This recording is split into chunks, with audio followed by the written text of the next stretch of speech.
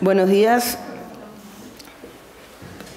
Gracias otra vez por estar aquí. Gracias, profesor Alberto Pino, por su segundo seminario y último de este ciclo de seminarios del Máster en Derecho de Daños. Si bien ya presenté a Alberto hace 2 días atrás, como esto está siendo grabado y puede ser que haya gente que no vea los 2 seminarios, voy a volver a presentarlo brevemente. Alberto Pino es doctor en Derecho por la Universidad de Oxford, magíster en Derecho por la Universidad de Duke, magíster en Derecho con mención en Derecho Privado por la Universidad de Chile y licenciado en Ciencias Jurídicas y Sociales por la Universidad de Chile. Actualmente se desempeña como profesor asociado en la Universidad Adolfo Ibáñez y con esta breve presentación le dejo el tiempo a Alberto para que nos presente su trabajo, la restitución de ganancias como instrumento disuasivo de la responsabilidad civil. Gracias. Bueno, muchas gracias. Bueno, el día de hoy vamos a ver un tema un poco más dogmático, ¿sí? Los que son más filósofos puede que se aburran un poco. Voy a intentar que no se aburran. Este es un tema que desde hace un tiempo ya he estado investigando, sobre todo porque en derecho chileno no ha habido trabajo en esta línea. Y ahí ya les voy a mencionar algunos trabajos que se han realizado en otros sistemas, pero en Chile era una discusión completamente ausente, y ahí surgió entonces la idea de investigar este tema, y he encontrado varias cosas interesantes, y bueno, no he dejado de hablar de este tema del año 2015, 2016, por ahí, que lo tomé, y no lo he soltado, así que por algo será, y espero poder transmitirles eso a ustedes y que también les guste el tema. Bueno, yo utilizo esta palabra remedios, que a algunos no les gusta, pero creo que es aplicable también al ámbito, usualmente se vincula al ámbito contractual, pero creo que también uno lo puede aplicar al ámbito extracontractual. Eso sería otra discusión aparte. Pero si quieren, ustedes reemplácenlo por acciones. ¿Bien? Entonces son acciones de carácter restitutorio, naturaleza restitutoria, que se pueden plantear para la responsabilidad extracontractual. Y acá básicamente hay 2 tipos de acciones que yo he identificado que tienen esta característica restitutoria. Primero, esta figura de las licencias hipotéticas tiene distintas denominaciones. De hecho, yo creo que hay como unas 5 o 6 formas de llamarle a esto. Creo que lo más en castellano, digamos, sería licencia hipotética. En inglés se usa el license fees damages. Hay otros normas también que se le dan, pero no vamos a entrar en eso. Básicamente la idea es el pago o la suma de dinero que representa lo que habría estado dispuesto a pagar el que infringe el derecho de la víctima para obtener una autorización. Es decir, la licencia hipotética, como bien dice la palabra, ¿no es cierto?, es un ejercicio hipotético. Es preguntarse cuánto habría estado dispuesto a pagar el demandado si es que hubiese pedido autorización. Piensen, por ejemplo, una infracción a derecho de autor. Entonces, es muy claro ahí la figura de la licencia, ¿no es cierto? El autor o la autora autoriza a esta persona a que utilice, por ejemplo, un software o una obra literaria o una creación. Y entonces, como no se pidió esa autorización, es hipotético, porque este acuerdo nunca tuvo lugar, ¿cierto? Siempre actuamos ex post. Entonces, tenemos que volver atrás y preguntarnos cuál habría sido ese precio. Y el otro modelo es lo que podríamos llamar restitución de ganancias ilícitas propiamente tal. Y aquí hay una cuestión distinta, porque si bien en ambos casos, bueno, ya estoy tomando una posición, ya les voy a comentar eso, ya estoy tomando una posición al decir que la licencia hipotética es restitutoria. Pero me parece a mí que los dos son de carácter restitutorio, pero hay una diferencia. En el caso de la restitución de ganancias ilícitas, ya no estamos hablando de un precio o una licencia, sino que derechamente se le obliga al demandado a que devuelva todas las ganancias que obtuvo como consecuencia de la infracción. El ejemplo que yo les ponía, ¿cierto? Una infracción a derecho de autor, yo ya no pago una licencia, sino que derechamente lo que tengo que restituir son las ganancias, las utilidades que yo obtuve como consecuencia de la utilización del derecho ajeno. Entonces imagínense que yo me hice millonario vendiendo un libro que en realidad era de autoría de alguno de ustedes. Entonces, bajo este modelo podría ser, por un lado, ustedes me podrían demandar por esa licencia hipotética.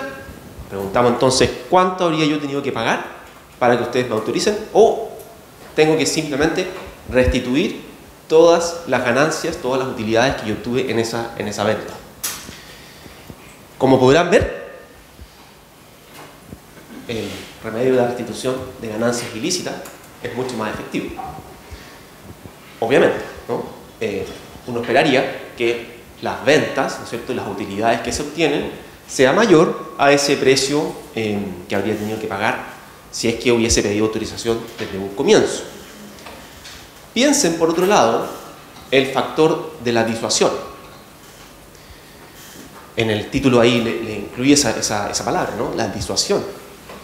Si pensamos en disuadir, ¿cuál instrumento es más efectivo? ¿Cierto? Claramente, la restitución de ganancias. Si yo, bueno, antes de que quiero utilizar, por ejemplo, una obra ajena, una creación, tengo que ir a preguntar. Y si es que me dicen que no, voy y lo utilizo y simplemente pago la licencia. Es más o menos indiferente entre pedir la autorización o llegar y utilizarlo sin permiso. Pero si ustedes me ponen como remedio la restitución de ganancias ilícitas, ahí hay un desincentivo, claramente. Entonces ahí yo lo voy a pensar de nuevo y voy a tratar de obtener la autorización. Entonces, desde el punto de vista de la protección de los derechos del titular, es mucho más efectiva la restitución de ganancias ilícitas. Pero por otro lado, la restitución de ganancias puede ser muy dura, ¿no? Muy severa. Y por lo tanto tenemos que claramente limitar este mecanismo a ciertas situaciones que ya vamos a precisar, especiales, ¿no? Donde básicamente haya consideraciones especiales respecto de la disuasión. Es decir, se trata de conductas que nosotros especialmente queremos disuadir, situaciones en las cuales los sistemas jurídicos quieren en ese sentido dar esa señal. Y hay casos, ¿ya?, en que eso ocurre. Pero como les digo, esos son los dos puntos de vista, ¿no? Por un lado, la protección de los derechos del titular, y por otra parte, qué pasa con el demandado. Bueno, acá tengo un grupo de casos bien interesantes donde se ha desarrollado esto y de dónde viene. Uno de mis casos favoritos es este estadounidense de 1936, un caso antiguo, de unas cavernas. Aparentemente en ese lugar, un señor se le ocurrió, ¿no es cierto?, dar acceso turístico a personas en su propiedad, ¿no es cierto?, en el subsuelo, para la exploración de cavernas. Aparentemente tenía interés desde un punto de vista, digamos, geográfico, mineralógico. Había un mineral ahí, piedras preciosas, y hizo, entonces esta persona instaló esas cavernas con un gran éxito y entonces empezó a cobrar, ¿no es cierto?, para que la gente viera todo eso. Pero resulta que en el subsuelo empezó a traspasar la propiedad del vecino. Entonces, el vecino no sufre ninguna perturbación, ninguna molestia, ¿ya? Pero está pasando gente por debajo de su propiedad, por subsuelo. Entonces uno podría decir, bueno, ejerza una acción de responsabilidad extracontractual, ¿no?, en contra de esta persona. El vecino podría ejercer una acción de responsabilidad extracontractual. Bueno, pero falta algo, ¿no? Falta el daño. No hay daño, porque el propietario no sufre ningún daño. No hay molestia, y ni siquiera se entera, ¿ya?, el propietario. No hay ninguna perturbación. Entonces falta el daño. ¿qué se puede hacer? Bueno, en common law, ¿no es cierto?, esta persona demanda de trespass, que como requisito de procedencia implica invasión a la propiedad ajena, es decir, que alguien está entrando a la propiedad sin autorización. Y en el common law es un tort que no requiere daño para que proceda. Por lo tanto, ellos no tienen problema en decretar una acción de responsabilidad extracontractual. Pero claro, en términos económicos, para esta persona lo que le interesaba era, bueno, que se le otorgara un cierto monto de dinero que represente lo que constituye esa infracción al derecho. Y ahí es donde surge el problema, porque no hay daño en este caso, y por lo tanto no había una suma de dinero a nivel compensatorio. ¿Qué hace entonces el tribunal? Bueno, el tribunal dice que se le va a otorgar al vecino 1/3 de las utilidades que obtuvo como consecuencia de la explotación turística de estas cavernas. ¿Por qué 1/3? Porque era el porcentaje, la porción del terreno, ¿no es cierto?, en el cual estaba invadiendo. Entonces aquí se decreta directamente una restitución de ganancias, solamente que se establece un porcentaje porque eso correspondía de acuerdo a la distribución de quién era el dueño, ¿no es cierto?, de este terreno. Entonces, bueno, ahí la Corte misma explica, ¿no?, que no hay en realidad un daño. Uno podría establecer que existe un daño en cuanto a la violación o la infracción al derecho, y que eso podría constituir de por sí un daño. Pero la Corte lo establece más bien en términos de que no hay esa pérdida tangible y por lo tanto establece o lo calcula sobre la base de las ganancias. Uno podría decir, bueno, pero no será lucro cesante, ¿ya? No será una indemnización por lucro cesante. Es decir, este monto representaría lo que habría dejado de percibir el propietario, el titular del derecho, como consecuencia de la infracción. Es decir, que él pudiese explotar por sí mismo la caverna. El problema es que no funciona en el caso. ¿Por qué? Porque la entrada a la caverna está en la propiedad del invasor, o del demandado en este caso. Y por lo tanto, es un ejercicio artificioso decir que el titular del derecho habría podido obtener alguna ganancia, puesto que no tiene acceso a las cavernas, ni había ninguna intención tampoco de explotarla. Entonces es forzoso decir que es un lucro cesante y por eso el caso es interesante porque no aplica esa lógica del lucro cesante. Entonces, bueno, dije que no era filosófico, pero igual tiene algo filosófico este problema. ¿Cómo se explica el hecho de que acá se origine una acción en favor del demandante, en este caso? Y acá, por ejemplo, autores como Arthur Ripstein se han referido a este caso en particular, de hecho, sosteniendo, mire, acá no hay un problema en cuanto a la existencia de pérdidas y ganancias y la justicia correctiva. Acá se presenta una pérdida para el demandante, o la víctima, el titular del derecho. ¿Y en qué consiste esa pérdida? Es una pérdida de carácter normativo.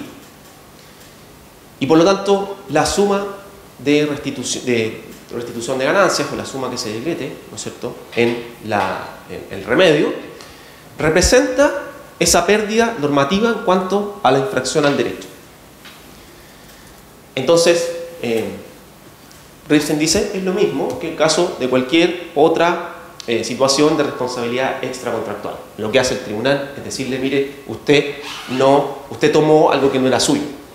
Usted hizo, en ese sentido, infringió el derecho de propiedad y por la infracción al derecho de propiedad, en este caso, invadir. Entonces, allí podemos encontrar una pérdida. Y esto es interesante porque si uno parte de esa base, uno dice, bueno, entonces cualquier invasión al derecho de propiedad privada del otro va a generar esta acción. Y yo les comentaba antes que hay ciertos grupos de casos en los cuales esto se plantea. En los casos de invasión de propiedad privada son los casos más claros en que esto se decreta. Cuando hay infracción a otro tipo de derechos es más discutible. En el caso de la propiedad se plantea que está a disposición este remedio. ¿Por qué? Por el carácter absoluto que tiene la propiedad privada. Pero, de nuevo, hay bastante discusión respecto a este punto.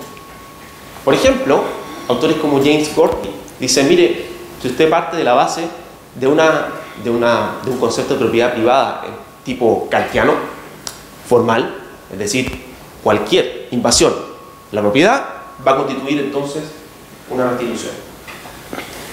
Bueno, esa es una posibilidad, dice Gorky, pero hay otras posibilidades. Por ejemplo, uno puede concebir la propiedad privada en términos funcionales.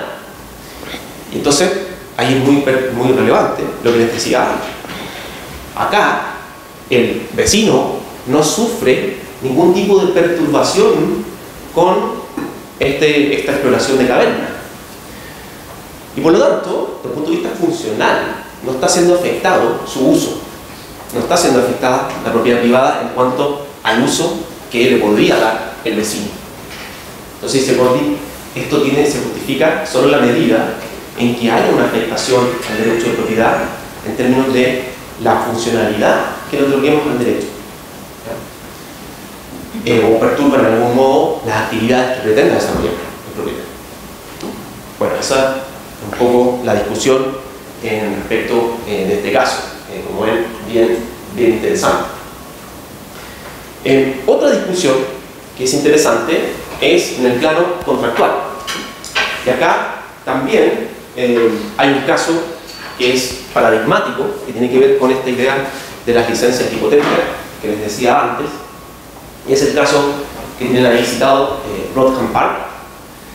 Este es un caso un poco más actual del derecho inglés, que se refiere a una situación en el ámbito contractual. Y yo les decía que justamente era más discutible la disponibilidad de estos remedios en el caso contractual, como en el caso de tipos de derechos distintos al derecho de propiedad.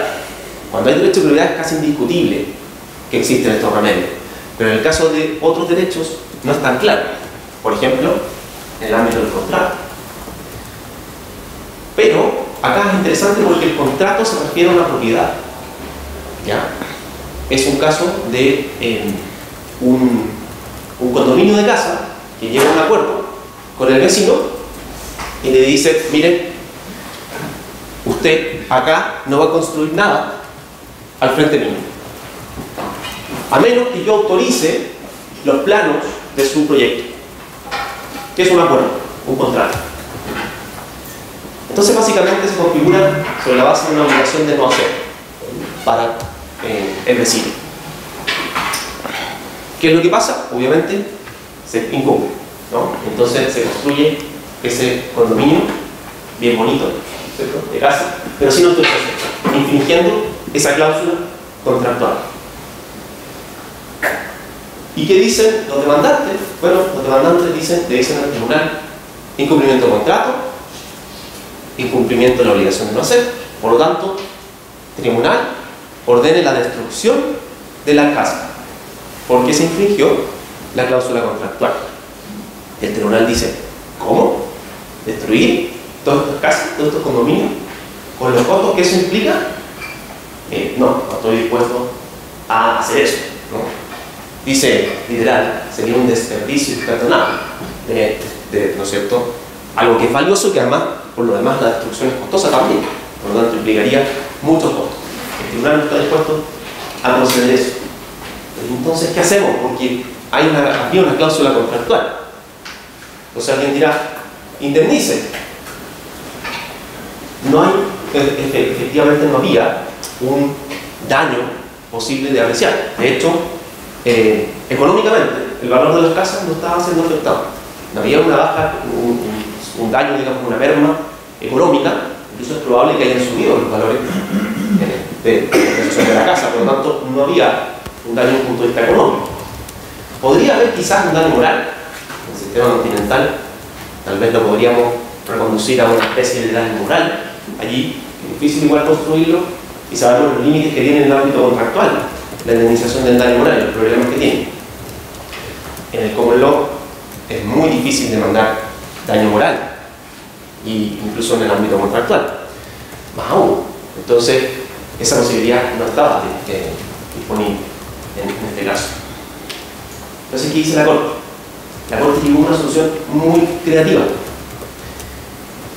Dice la Corte que los demandados deben pagar la suma de dinero que los demandantes habrían razonablemente exigido al demandado como quid pro quo para relajar esta cláusula.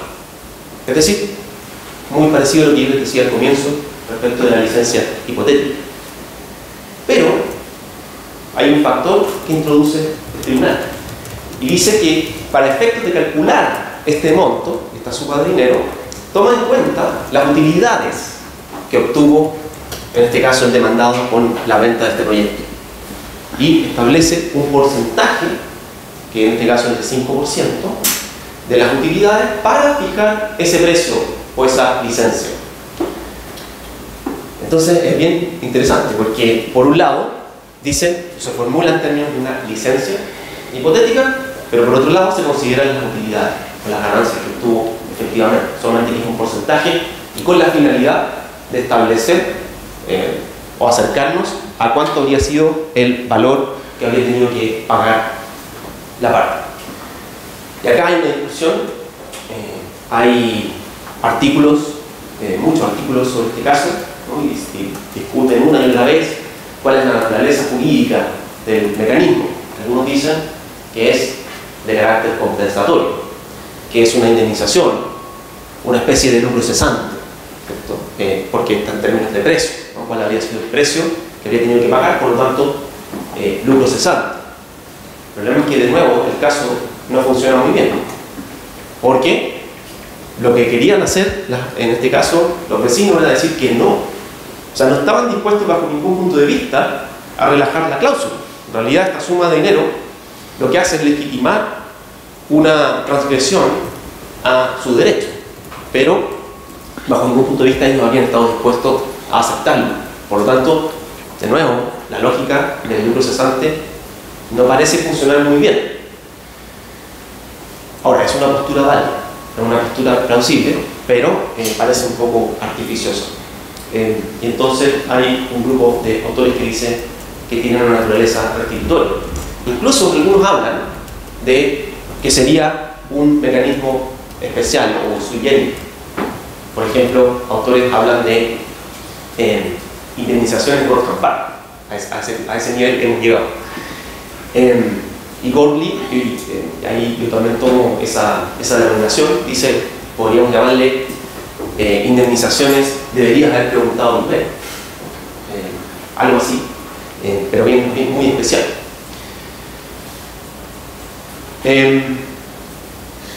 Pero el caso paradigmático desde el punto de vista de la restitución, ya ahora no de la licencia hipotética, sino de la restitución, es uno de mis casos favoritos, Blake, el caso Blake. Attorney General versus Blake, un poco más reciente, del año 2001. Este señor es una persona de nacionalidad rusa que trabajó para el gobierno británico, ¿ya?, como espía. Y resulta que en realidad trabajaba para el otro lado, es decir, trabajaba para Rusia, y reveló información confidencial, no sé muy bien cuál, pero el punto es que infringió, ¿no es cierto?, sus deberes como sus funciones que tenía, y por supuesto el gobierno británico entonces pidió prisión y una serie de medidas en contra de esta persona, que lo que hizo una vez que esto se destapó fue huir a Rusia. Pero no solo eso, sino que se le ocurrió además escribir una biografía, y éxito total de venta, por supuesto, y en esta biografía revela muchas cosas, ¿no? Revela cosas que no se deberían saber. Entonces el gobierno británico intenta extraditar, imagínense que hay una extradición a Rusia, casi como que mejor no pedirlo, ¿cierto? Y cuando sale el libro intenta también bloquearlo, censurarlo, no puede, y entre otras acciones que ejerce una acción de incumplimiento contractual. ¿Por qué? Porque el señor Blake, cuando ingresó al servicio británico, en los años 70, me parece, no, 50, firmó un contrato. Y una de las cláusulas del contrato era confidencialidad. Entonces, el gobierno británico dice, bueno, demandemos por incumplimiento contractual. En el fondo, de nuevo, una obligación de no hacer, ¿cierto? Revelar información y que ha sido infringido. Bueno, ¿hay incumplimiento de contrato? Sí, claramente. Pero tenemos el problema nuevamente de la existencia del daño. ¿Cuál es el daño en este caso? Hay una especie de daño moral respecto del Estado por efecto de la información que ha sido publicada. De nuevo, quizá nosotros lo trataríamos de reconducir a eso, pero en el common law, muy limitada la posibilidad de indemnización de daño moral, más aún siendo el Estado, ¿no es cierto? El Estado sufra daño moral también es extraño. Entonces, ¿qué es lo que demanda el gobierno británico de manera muy inteligente? Bueno, este señor, como incumplió el contrato, de lo que tiene que hacer, y no el señor en realidad, sino que ahí vincula a la editorial, que sí tiene sede en Inglaterra, por lo tanto ahí sí lo podían tomar, era que restituyan las utilidades, restitución de ganancias. Y la sentencia acoge esa acción y dice, efectivamente, acá hay un incumplimiento del contrato que es deliberado, intencional, expreso, claramente doloso, podemos decir, y que genera entonces la posibilidad para demandar las utilidades, las ganancias. Y es la primera vez, ¿no es cierto?, en que se decreta esto expresamente para un ámbito distinto de la propiedad privada, un incumplimiento de contrato. Y el razonamiento, bueno, no tenemos mucho tiempo para entrar en detalle, pero es bien interesante el razonamiento que hace el tribunal. De nuevo, esto también hay libros, hay artículos sobre este caso, hay mucha discusión. Y además el fallo tiene, todos los jueces tienen una opinión distinta, ¿no? Entonces, pero el voto mayoritario de Lord Nichols, que es el que normalmente se necesita, y él hace un paralelo, dice, bueno, si decretamos restitución de ganancias respecto de la vulneración o infracción a derechos de propiedad, ¿por qué no hacerlo respecto de otros derechos? ¿Por qué no en el caso de un derecho contractual, que en este caso ha sido infringido? ¿Cuál es la diferencia en términos sustantivos de uno u otro caso?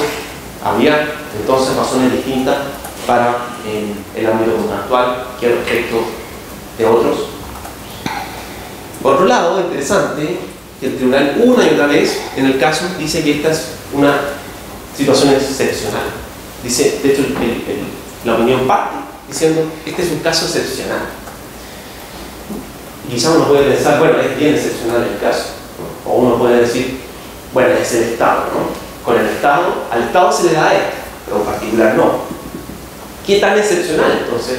Es la pregunta, ¿no? ¿Qué tan excepcional fue? En este caso sí fue con las particularidades del caso específico, o podrían haber otros casos en los cuales esto ocurre. El voto, en este caso mayoritario, establece algunos criterios. Básicamente, lo que les dije recién, en términos de la intencionalidad, básicamente son dos los factores más importantes. Primero, esa intencionalidad, es decir, se incumple el contrato de manera deliberada, dolosa. Y por otro lado, el hecho de que el acreedor carezca de otros mecanismos idóneos para satisfacer su interés en el contrato. Acá claramente no había otro remedio posible y por lo tanto viene a ser una especie de remedio o subsidiario, como ocurre usualmente con las acciones vinculadas al enriquecimiento justificado, que se les da este carácter de subsidiario. Eso da para otra discusión. Acá también pasa eso, en cierto modo.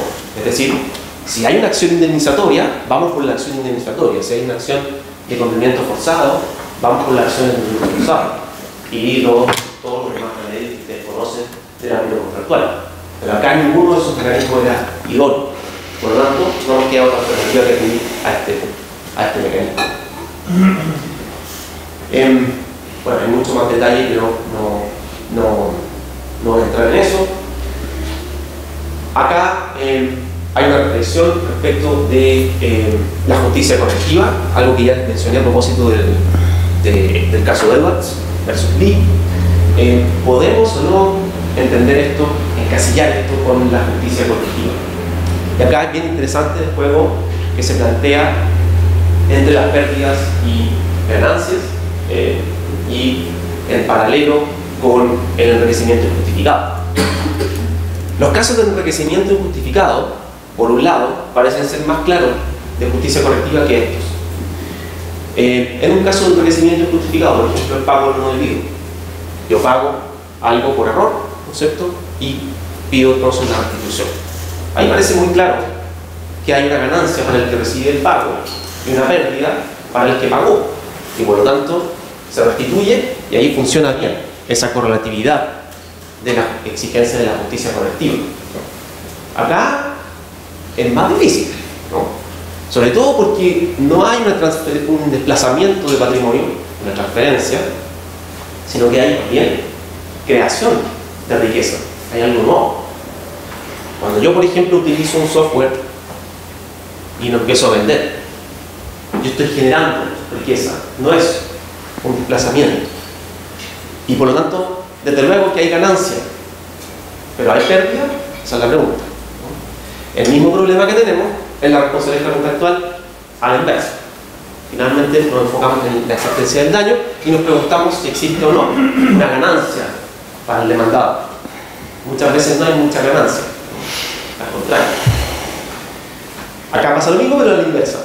Entonces, interesante ese ejercicio y se plantea en términos de lo mismo que se dice en esa discusión, ¿no?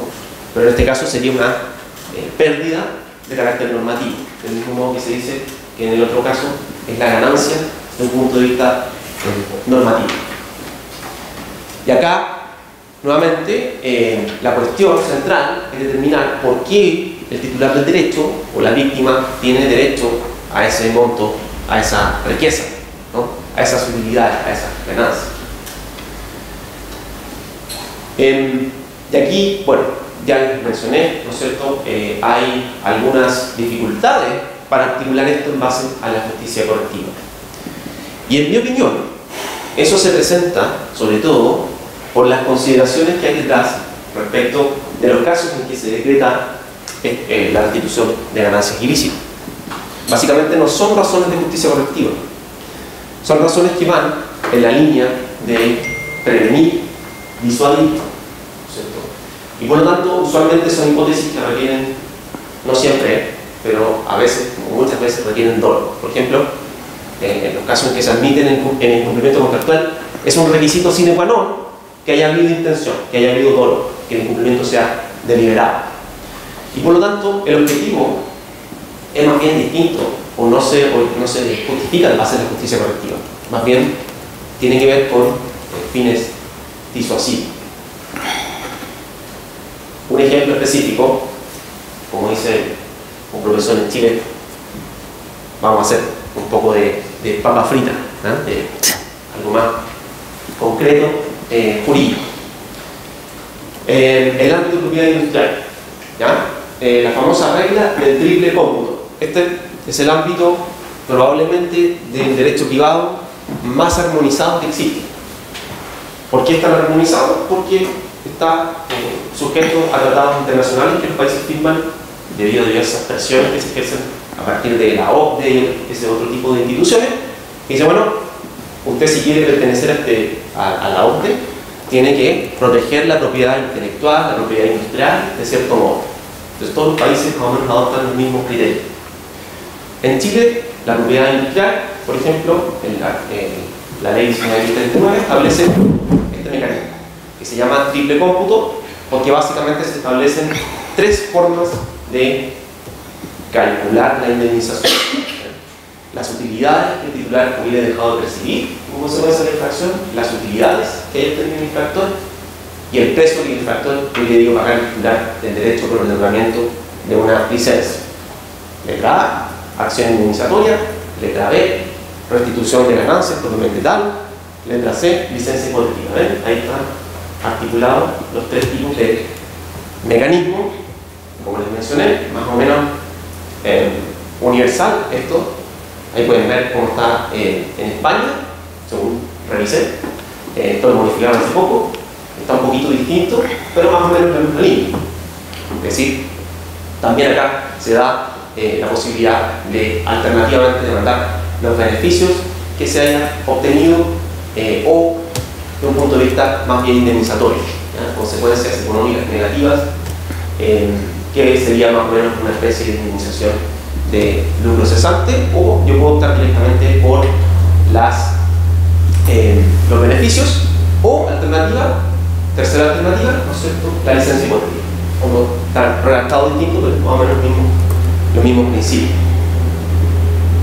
Acá, bueno, hay tres características importantes. Primero, la referencia y la insistencia en hablar de indemnización de perjuicio. Yo creo que eso es inadecuado. Fíjense, las dos normas están. Cálculo de la indemnización de daños y perjuicios. ¿Por qué cálculo de daños? Si estamos hablando acá de daños, ¿ya? Sobre todo en el caso de las utilidades, discutiblemente en el caso de las licencias, ¿ya? No son formas de calcular los daños, son formas de remediar o reparar la infracción al derecho del propietario, proteger el derecho del titular, pero no son formas de calcular la indemnización. El Código chileno también, pero la ley chilena también habla de la indemnización de perjuicios podrá determinarse. Pero la doctrina, a pesar de que somos bien normáticos en derecho civil, en este caso decimos que la ley efectivamente no es correcta en esa formulación. Por otra parte, interesante, fíjense, a elección del demandante. No es el tribunal el que va a establecer cuál va a ser el mecanismo, es el demandante el que tendrá que elegir. Es interesante porque eso implica que yo tengo que saber cuáles fueron las ganancias, las utilidades. A lo mejor yo voy a demandar las utilidades y resulta que al final sale que no hubo ninguna utilidad. Tengo que tener información primero estratégica antes de ejercer la acción.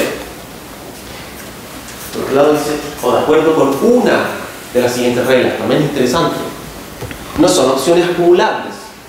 Yo no puedo demandar daño y además ganancias. Fíjense, interesante. La ley establece allí incompatibilidad formal. Es decir, no se pueden demandar. Y esto, bueno, no voy a entrar en tanto detalle. Podríamos estar hablando mucho de esto. Pero eso nos lleva, que es lo último que les voy a decir, a los problemas que presentan este tipo de hipótesis. Sobre todo el punto 2, al que me referí recién, la compatibilidad. ¿Es posible ejercer una acción de este tipo y además demandar los daños? Ese es un problema que se presenta especialmente en los casos en que la ley nada dice. En el caso de la propiedad industrial, la ley dice expresamente, usted no puede demandar las dos cosas. Pero ¿qué pasa si, por ejemplo, en el caso de ley se demanda la restitución de ganancias y después se acredita que el Estado sufrió perjuicios? ¿Podría después demandar los perjuicios? O piensen que yo utilizo sin autorización de ustedes una casa que tienen aquí en la playa y yo los demando, o sea, ustedes me demandan a mí por haber utilizado la propiedad a pesar de que yo no causé mayor daño, y ustedes ejercen una acción restitutoria, pero después me demandan también por daño. ¿Pueden acumularse esas acciones o no? Y ahí yo soy partidario, es bien polémico esto, pero yo soy partidario de una compatibilidad formal, es decir, se pueden ejercer ambas acciones, pero tiene que haber una incompatibilidad de carácter sustantivo. Si le damos las ganancias y además indemnizamos los daños, estamos pagando dos veces, se está pagando la víctima de manera doble, y por lo tanto creo que hay que analizar con cuidado ese tipo de posibilidades. ¿En qué casos hay que optar? Otro problema, ¿en qué casos hay que optar por la restitución de ganancias? ¿En qué casos vamos a optar por la licencia hipotética? Allí mi propuesta es plantear de que la restitución de ganancias requiere de razones adicionales. Requiere, por un lado, casos de intencionalidad, casos de dolo. Y por eso pienso que es correcto limitar, en el caso del incumplimiento contractual, a incumplimientos dolosos o deliberados. O otro tipo de consideraciones. Por ejemplo, en el caso de la propiedad industrial y la propiedad intelectual, hay buenas razones, no solo lo que dije en los tratados internacionales, sino también hay razones desde el punto de vista práctico de tener una regla como esta. Porque claro, es muy fácil infringir un derecho de propiedad intelectual o industrial. Es mucho más difícil infringir un derecho de propiedad sobre bienes físicos que sobre los bienes inmateriales, porque son intangibles, ¿no? Son incorporales, no los vemos. Por lo tanto, es muy fácil que yo utilice una canción sin utilización, que yo utilice un software. Mucho más difícil que yo utilice una casa, ¿ya? Porque eso es físico y se ve. ¿Bien? Entonces, ahí se justifica que haya un esquema mucho más conservador, mucho más protector del titular del derecho. O sea, hay distintos tipos de consideraciones. El otro tipo de casos en que se da esto, en el caso de en situaciones en que existen deberes fiduciarios. Por ejemplo, directores de sociedades, administradores de empresas, en los cuales está depositada la confianza absoluta respecto del manejo de esa compañía, ¿no es cierto? Y cuando se infringen los deberes de lealtad del director, por ejemplo, el director empieza a contratar con sus amigos, y en ese sentido genera un conflicto de intereses con la compañía, bueno, ahí también se establece la restitución de ganancias, porque justamente para prevenir, para disuadir a la persona de que actúe de ese modo. Entonces, hay distintos tipos de consideraciones, pero son consideraciones, creo yo, especiales, no para cualquier caso. Y por último, fascinante el problema de la causalidad. ¿Y a qué aludo con esto? A que esto es propio de la restitución de ganancias. El demandado es condenado a restituir todas las ganancias que obtuvo como consecuencia de la infracción. Ganancias que obtuvo como consecuencia de la infracción. Suena bien, pero muy difícil de implementar. Por ejemplo, el profesor Papayanis inventa un software maravilloso para escribir papers académicos. Y me lo compré, mira, aquí estoy utilizando este software, y yo, un día que nos está mirando, me meto a su computador y se lo saco. Pero yo le agrego unas cositas, le agrego mejoras, y lo empiezo a utilizar y lo vendo, y me va muy bien en Chile vendiendo este software. Y de repente Diego se encuentra con que yo estoy vendiendo esto y me dice, ¿qué pasa acá? Y entonces yo le digo, no, es un software distinto, yo hago algo distinto a ti. Esto pasa siempre, en todo ámbito, especialmente en los casos de software, en que se le cambian pequeños elementos al software o piensen en una fórmula farmacéutica, por ejemplo, también pasa. Se le agregan pequeños detalles, pequeñas cosas que lo cambian. Entonces, legítimamente, Diego puede demandarle y decir que yo tengo que restituir las ganancias. Pero también legítimamente yo puedo decir, oiga, pero esto no es todo mérito de Diego, sino que también yo puse de mi propio trabajo para obtener esas utilidades. Además, Diego trabaja en España y no en Chile, y por lo tanto no había comercializado esto en Chile. Por lo tanto, no es razonable que se me obligue a mí a devolver todas las utilidades. Por lo tanto, ahí habría que hacer un ejercicio bien complejo de determinar qué ganancia corresponde a qué. Es un ejercicio básicamente de causalidad, de determinar cuáles son aquellas ganancias que le corresponden a cada cual. Muy difícil de determinar, ¿ya? También se ha dicho que son las utilidades y no los ingresos, y por lo tanto el demandado tendría derecho a descontar. Por ejemplo, yo podría descontar los costos en que incurrí para comercializar el software, ¿no? Contraté publicistas, hice estudios de mercado, y todos esos costos no debiesen ser restituidos, ¿no? Que deberían quedar fuera. que son la utilidad. Usualmente es información que solamente tiene el demandado, no tiene la víctima. Por lo tanto, también es complejo en esos casos hacer este análisis de causalidad. Pero es bien importante tener presente ese requisito. ¿Ya? Solo son las utilidades que se obtuvieron como consecuencia de la extracción. Y se los digo porque en Chile el Tribunal Constitucional declaró inconstitucional la norma que les mencioné para un caso particular, inaplicable. Y dice que digamos, no se puede aplicar o se considera inconstitucional la aplicación de una norma que desmesuradamente crece a título de indemnización beneficios desligados de la relación causal que la debe justificar. Ahí creo yo que el tribunal respetuosamente incurre en un gran error, porque la norma dice específicamente que son los beneficios que se causan como consecuencia. Por lo tanto, tiene que haber relación causal, sin lugar a dudas. Y es una pregunta compleja y difícil, pero decir que la norma no exige causalidad creo que es un error, porque la misma norma lo establece.